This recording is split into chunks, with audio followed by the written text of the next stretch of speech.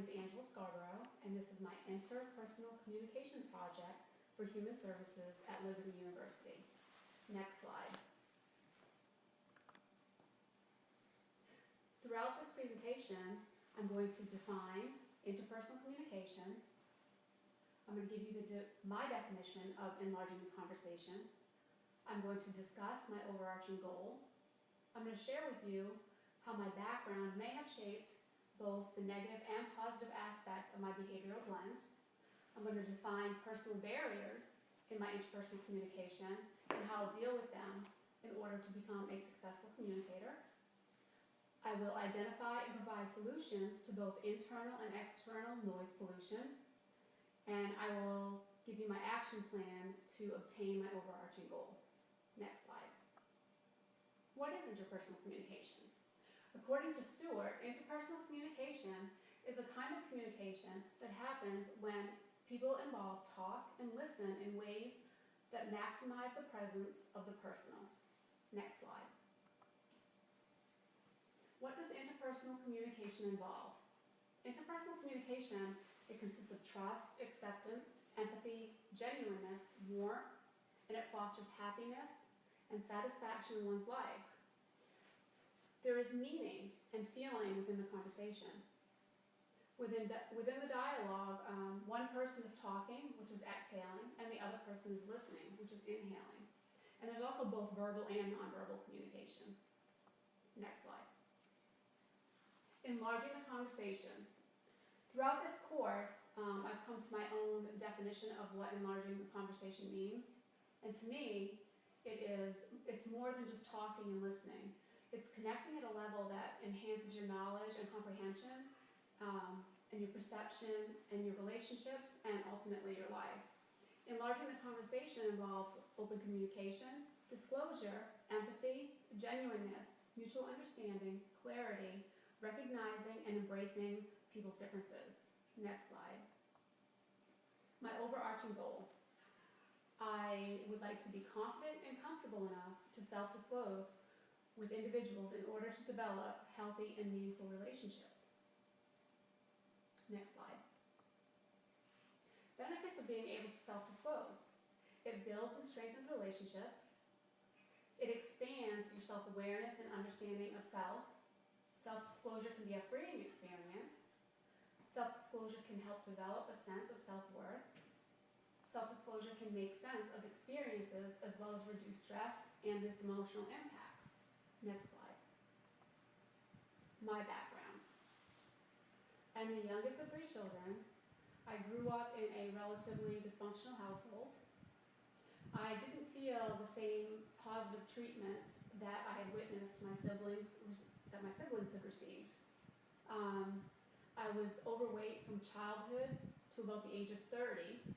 I was very much an introvert, and I have yet to experience friendship on a deep interpersonal level.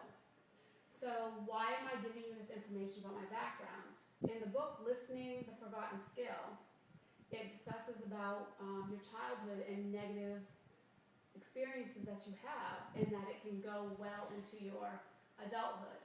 And within this presentation, you will see how my childhood has definitely impacted my adulthood. Next slide. Behavioral blends. There are 4 different categories. There's D, I, S, and C. Generally, everybody has about 2, at least 2 blends.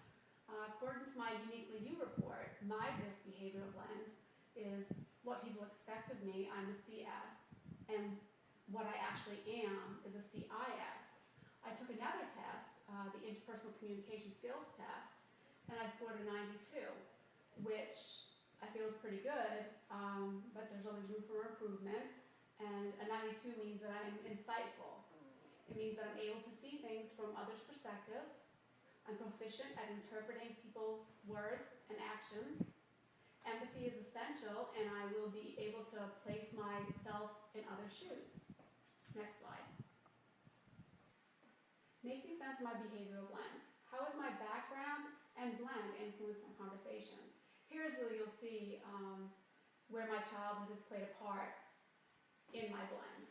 Positive aspects I'm passionate about supporting and inspiring others. I care about other people's concerns. I'm warm on an individual basis. I'm sensitive to people's needs. I'm inquisitive, and I'm knowledgeable on many subjects. Negative aspects. I lack confidence. I'm not sociable. I'm very much reserved. I can be intimidated. I'm overly emotional. I'm a people pleaser, and I lack assertiveness. Now, in the reading, for me, it's kind of contradictory. It says that children that don't have good experience with communication and have a poor background tend to grow up having poor listening skills. However, I see that as different for myself because I was not listened to as a child, and I make the extra effort to listen to other people. However, the negative aspects are very much true. Next slide. My greatest barrier, failure to express myself. I have a tendency to be intimidated by people, especially people who are assertive and individuals of authority. Expressing myself to individuals other than my family is basically non-existent. I suppress my feelings, thoughts, wants, needs, concerns, and frustrations to avoid conflict, and really because I believe that no one would really be interested in what I have to say. Next slide. Overcoming my barrier. I need to be mindful of my negative internal dialogue. I need to reach a level of self-acceptance in order to become my own best friend instead of my worst enemy. If I think it or feel it, I need to remember that I am entitled to say it. I need to gain courage to express myself authentically. And I need to remember that no one person is superior or more important than another. We are all equal in God's eyes. Next slide. Noise pollution. Noise is considered to be anything that hinders a listener's ability to receive a message. Noise can cause issues such as problems with concentration, fatigue, uncertainty, lack of self-confidence, irritation, misunderstandings, decreased working capacity, disturbed interpersonal relationships, and stress reactions. Internal noise consists of being judgmental, fast thinking, and biased listening. External noise consists of phone calls, a ticking clock, or activities outside your window. Next slide. Solution to noise pollution. Internally. Being judgmental. You need to keep an open mind and need to understand the individual's point of view. Fast thinking. You need to remain conscious of what the talker is saying at all times. Biased listening. You need to be aware of your own biases and stay in the here and now. External pollution. Phone calls. You can turn your phone off or put it on silent. A ticking clock. You can invest in a digital clock. Activities outside your window. You can close the blinds or you can rearrange the seating. Next slide. My plan of action to obtain my goal. First off, I need to become self-accepting, and I need to accept the things that I don't like about myself, and I need to relinquish the need for approval from others. Secondly, I need to work on my public self. When I'm out in public, I tend to be so preoccupied about what people are thinking of me, if they're judging me, that I can't enjoy myself. I need to become more social. And I need to engage in interpersonal relationships. And then when all this takes place, then self-disclosure will occur.